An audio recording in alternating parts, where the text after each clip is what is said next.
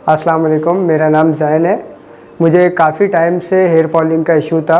मेरे बाल बहुत ज़्यादा झड़ रहे थे और मेरे हेयर्स के वॉल्यूम जो है काफ़ी टाइम से मतलब कम होते जा रहे थे काफ़ी।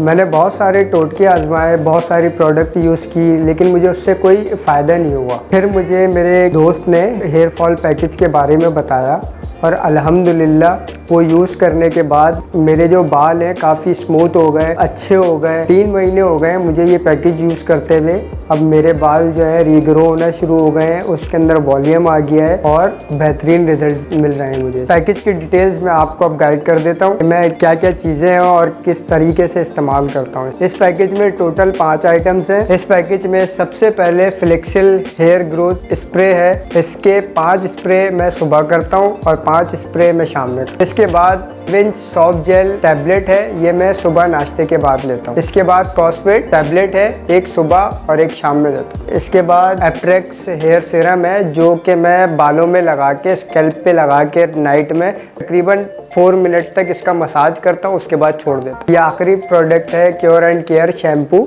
जो मैं हेड वॉशेस के लिए यूज़ करता हूँ। मैं आप सबको रिकमेंड करता हूँ कि ये हेयर पैकेज यूज़ करें। जिसको हेयर फॉलिंग का इशू है, जिनके वॉल्यूम कम है, उनके लिए बेहतरीन पैकेज है।